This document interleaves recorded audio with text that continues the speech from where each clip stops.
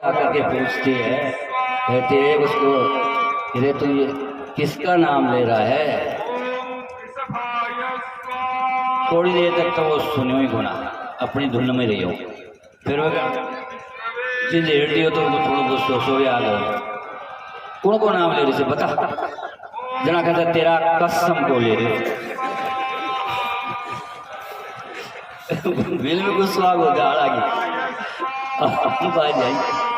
भाग रहा और भगवान याद, हाँ महाराज वो तो यही कहते वो नाम कड़े से।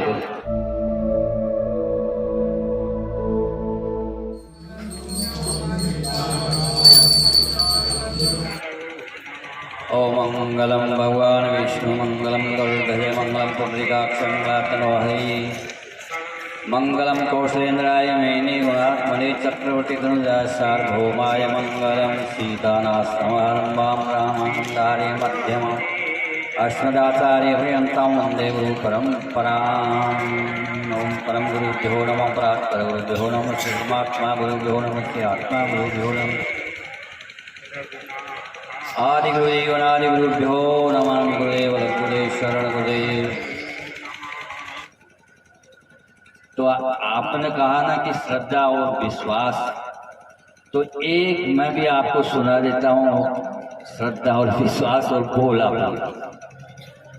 ऐसे महात्मा कथा कर रहे थे तो कहा उन्होंने कि गुरु बिन भव निधि तरे न कोई, जो गुरु जो विरंची शंकर सम होई। भाई गुरु के बिना मुक्ति नहीं होती है, गति नहीं होती है, चाहे वो शंकर जी के समान ही क्यों न हो, ब्रह्मा के समान ही क्यों न हो। तो कोई बूढ़ा आदमी कहीं जा रहा था काम से, वो भी कथा में खड़ा रह के थोड़ी देर सुनने लग गया, तो उसने सुना कि गुरु तो हमने भी नहीं किया है भाई आज तक। तो ये काम है कि किसी काम से जा रहा था लेकिन लौट के घर नहीं गया, कि वो काम पहले कर लिया, मुख्य काम यो से वो काम हो जाए। तो गुरु की तलाश में गए, तो कहीं डोलते फिरते गंगा जी के, कहीं गंगा जी के किनारे बता दिया कि भाई वहाँ संत मिलेंगे। चले गए गंगा जी के किनारे, संत रहते थे, अच्छे थे, महात्मा थे। उनके पास में चला गया और जाकर के कहा कि महाराज मैं आपको गुरु बनाने आया हूँ। तो कहा महात्मा ने कहा कि भाई गुरु बन शिष्य हम जब बनाएंगे 2-4 महीना 6 महीना तेरे को यहाँ देखेंगे, तू यहाँ सेवा कर आश्रम की, फिर तेरे को शिष्य बना लेंगे। अब जिसको जो लगन होती है, जिस वस्तु के लिए की लगन होती है ना, अब उस वस्तु को प्राप्त करने के लिए वो मन से तन मन से प्रयत्न करता है। अगर लगन हो तब तो, और नहीं तो कोई बात नहीं। तो खूब तन मन से सेवा करी कि महात्मा प्रसन्न हो जाए। तो 2-4 महीने बीत गए, तो उनके बाद में महात्मा से कहा कि महाराज अब तो मुझे मंत्र दे दो। तो महात्मा ने कहा कि भाई मैं तेरी सेवा से बहुत प्रसन्न हूँ और तू बहुत पवित्र आत्मा है, लेकिन क्या करूँ मुझे समय कम मिलता है और याद नहीं रहती, इसलिए तू मुझे ऐसे समय में याद दिलाना जो ये पब्लिक नहीं है। क्योंकि ये काम मंत्र जो दिया जाता है वो एकांत में दिया जाता है, सबके सामने नहीं दिया जाता। इसलिए मैं अकेला हूँ, ऐसे अवसर पर तो मुझे याद जरूर दिला देना, ठीक है। तो वहाँ नदी का तट था, स्नान करने वाले आते थे महात्मा जी के पास में, और भी कई कामों के लिए आते थे, अपनी समस्याओं के लिए आते थे। तो सुबह से शाम तक महात्मा सुबह उठते तो अपनी माला में जब बैठ जाते, अब उठते तो फिर पब्लिक का वहाँ नहाने धोने वालों का ये चलता रहता, कुछ दर्शन करना आ रहा था, मिलता ही नहीं सब। वो इसी ताक में रहता था, सेवा भी करता, देखता कि बाबा जी अकेले। तो क्या होता है, नहीं मिला कभी समय, तो ऐसे भी 5-6 महीने बीत गए। तो महात्मा जंगल जा रहे थे, संध्या के टाइम हो गई थी, 5 बज गए, 6 बज गए शाम की टाइम में जंगल। तो कमंडल लेकर के जंगल जा रहे थे। आश्रम में आदमी तो बहुत आए हुए थे, लेकिन जंगल जाना था उनको। तो जंगल समझते हो ना, पहले निमटवा जाए सकते हो। अबे लेटरिन बाथरूम तो अब बने हैं, पहले जंगल में ही जाना पड़ता था। और महात्मा तो बहुत दूर जाते थे, 1-8 किलोमीटर दूर जाते थे आश्रम से। तो उसने ये देखा कि अब एकांती है, बाबा जी अकेले जा रहे हैं। वो भी पीछे पीछे चला गया। अब बाबा जी ने जो है ना, पीछे फिर के देखा नहीं, चले गए जंगल में, झाड़ियों के अंदर। पहले क्या थे कि डोलडाल निमटने जाते थे तो बहुत वृक्षों की ऐसी ओट में बैठते थे कि कोई दूसरा आदमी नहीं देख ले। तो झाड़ियों के अंदर बैठ गए, जाकर के बैठने लगे ही थे कि वो पीछे था ना, वो जाकर के उनको बैठने से पहले ही वो बोल दिया कि भाई निमटना बैठ जाएंगे, इससे पहले ही वो बोल दिया उनके कान में बोला, महाराज यहाँ अपने अकेले ही, अब दे दो मुझे। महात्मा को झिझड़ आ गया, कह रहे तू तो ऊँच गो, आपका कोई नहीं खाता ना भाई। अरे फलाना को बेटो तो ऊँच गो, मतलब समझो इस की बात है। तो अरे भी को बेटो तो ऊँच गो, यही आया खाता ना तो ऊँच गो, जा भाग जाएंगे। अब बेचारो आगो, लेकिन आ तो गए, लेकिन वो यही समझ लियो कि यू ही मंत्र है, ऊँच गो जा इंडिया से, ऊँच गो जा इंडिया से। वो देखिए भूल नहीं जाऊँ मैं, तो भी नहीं रटवा। अब भी को काम होगो, अब कई दिन होगा, घराने में चाला घराड़ा ये वाला घरा का। तो था मैं कोई पहले देख छोड़ा होला बहुत से आदमी कि आपने कुआ चाले सब। तो बहुत सी जगह तो अर्थ होता, अर्थ वो चाहते ना माड़ा पानी की, और सरसों पानी काटता गुण ढाणु जो लो। तो वो जा करके देखो, दाना में जोला में जा बैठो, और जोला में बैठ वो तो आपको जा ऊँच गो जा, ऊँच गो जा, ऊँच गो जा, ऊँच गो जा, ऊँच गो जा, बस मंत्र को जब करवा दो। 3 दिन बीत गया, जरा भगवान को भी याद नहीं रहती है, क्योंकि उनको बहुत चिंता है ना। तो भोजन कर जाता, जब भोजन करती टाइम में लेकिन आवाज बड़ी कान में। तो देखा कि मेरा भक्त है वो मेरे को बहुत ही याद कर रहा। 3 रोज हो गया रोटी खाते और भोजन नहीं किया, और उसको भोजन कराए बगैर मैं पहले भोजन करूं, ये मेरी प्रतिज्ञा से विरुद्ध है। क्योंकि भगवान कहते हैं कि करूं मैं तिनकी रखवारी, जे मैं बालक राखे महतारी। भगवान कहते हैं कि बालक मैं मेरे भक्त की इस प्रकार से रक्षा करता हूँ जिस प्रकार से बालक की माँ रक्षा करती है। महतारी मतलब माँ रक्षा करती है, ऐसे। तो वो अगर बच्चा रूस जाए या सो जाए, भूख हो, तो माँ थोड़ी भी अलकर सो जाए, बिन जगार खुआर पास ही खाए, के लिए वह पीने छोड़ उठा थाली। तो लक्ष्मी देखी कि एक माने मेरा स्वास्थ्य कोई गलती हो और जात पगाम पड़ता, महाराज मेरे सिक्के क्या गलती हो गई जो आप भोजन छोड़ के जा रहे हो? तो भगवान कहते कि तेरे से कोई गलती नहीं हुई, और ये एक भक्त है जिसने 3 रोज हो गए रोटी खाए हुए, मैं पहले उसको रोटी खवा के फिर आऊँ। तो कहा मैं भी चलूंगी। तो क्या करेगी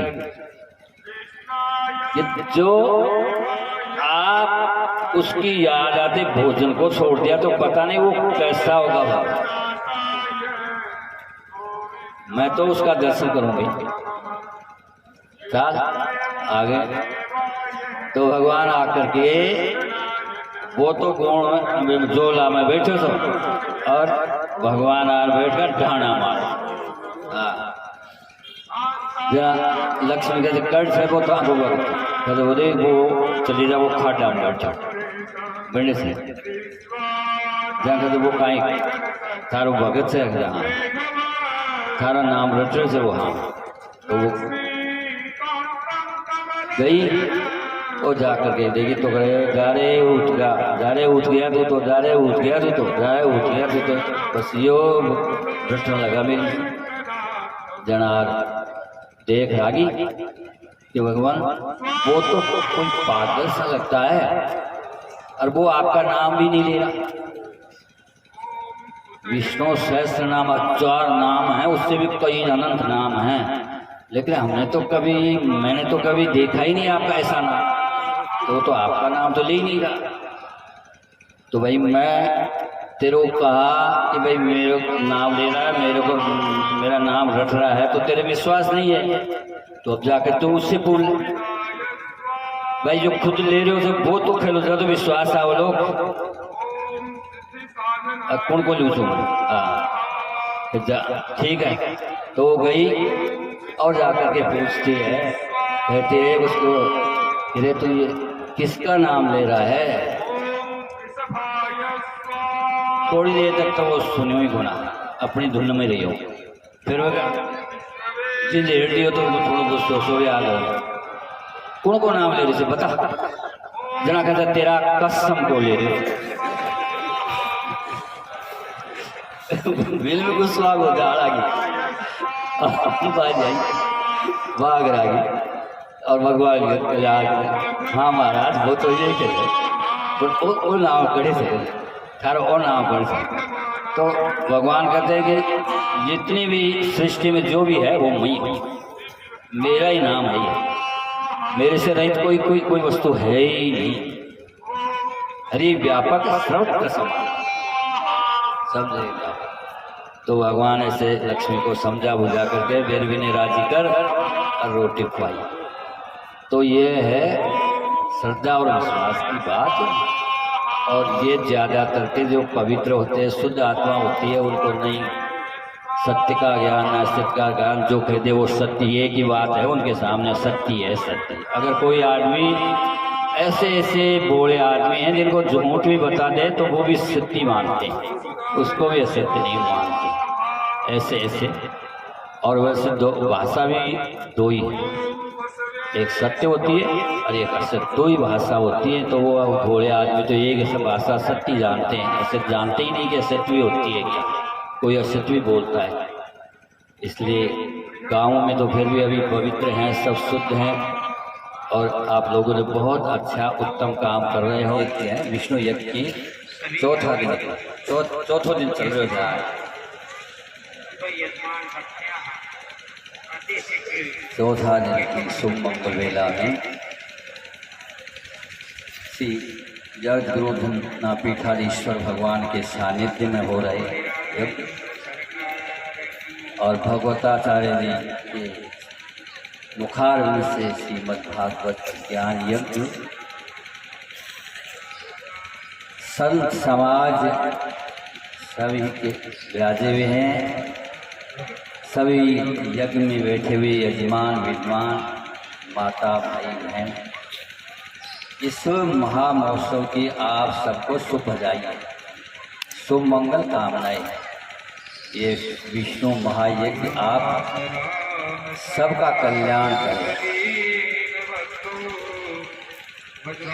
यज्ञ भगवान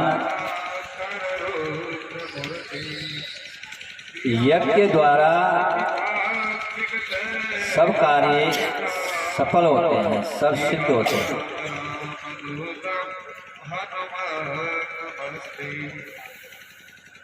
यज्ञ कर्म एक ऐसा कर्म है कि सबसे श्रेष्ठ माना है और परहित जो कार्य किया जाता है वह सभी यज्ञ कहलाता है दूसरे के, परंतु यज्ञ से सबसे श्रेष्ठ यज्ञ कर्म है, क्योंकि यज्ञ के द्वारा सबका भला होता है। हम भला करें, किसी का परहित करें। एक तो एक गांव में टंकी बनवा दी जल के लिए, पानी के लिए, लेकिन वो गांव कोई जितना ही हित होगा, कोई मरीज है उनको दवाई दिला देंगे, 100 को 50 को 1000 2000 को दवाई दिला सकते हैं, लेकिन सारे विश्व के जीव प्राणियों का हित यज्ञ के द्वारा ही होता है। वो कैसे होता है? अन्नाद भवन्ति भूतानि पर्जन्यादि संभव यज्ञात् भवति पर्जन्यो यज्ञ कर्म समुद्भव। अन्न के यज्ञ के द्वारा वर्षा होती है और वर्षा से ही अन्न पैदा होता है। वर्षा से घास, वनस्पति, वृक्ष आदि फल फूलते हैं। तो वर्षा से सब काम कार्य होता है और हम लोगों के लिए अन्न भी होता है। तो वर्षा होगी तभी अन्न होगा, नहीं तो परेशान है, दूध पीने के लिए पानी नहीं मिलता है। रोटी शायद नहीं मिले लेकिन पानी तो मिले ही। वृक्ष होंगे तो पक्षियों का भोजन होगा, घास फूस होगा तो पशुओं का भोजन होगा। इसलिए पशु पक्षी सब प्राणियों का हित होता है यज्ञ के द्वारा। और वह यज्ञ होता है ऐसे महापुरुष के सानिध्य में, और ये ऐसे खड़े हो जाए आगे चले तब ये यज्ञ होता है। अब ये आप जानते हो ना, बारात में जैसे दूल्हा होता है ना, दूल्हा तो उसको वर भी तो कहते हैं ना, कहते हो ना। वर का मतलब होता है श्रेष्ठ, उत्तम। श्रेष्ठ उत्तम क्यों है कि 500 आदमी बारात के हैं और उसमें वो एक दूल्हा श्रेष्ठ है, इसलिए कि वो दूल्हा नहीं होने से वो 500 आदमी बारात वाले का कोई मूल्य नहीं। बिन दूल्हे की बारात किस काम की, कोई काम की नहीं। इसलिए ऐसे महापुरुषों का सानिध्य और ऐसे महापुरुष खड़े हो जाएं तभी ये यज्ञ संपन्न होता है। और ये बात है कि अपने गांव में प्राय अभी भी बहुत से आदमी बहुत शुद्ध पवित्र आत्मा के, उनको कह दे वैसे ही ठीक है। बहुत से आदमी तो अभी भी पढ़ लिख रहे हैं, लिख रहे हैं। अभी कोई बहुत कम आदमी होंगे जो पढ़ने पढ़े लिखे, लेकिन फिर भी उनको ये पता नहीं है अभी भी कि भाई सत्य क्या है, सत्य क्या। ऐसे बहुत से आदमी अभी भी गाँव में मिल जाएंगे, शुद्ध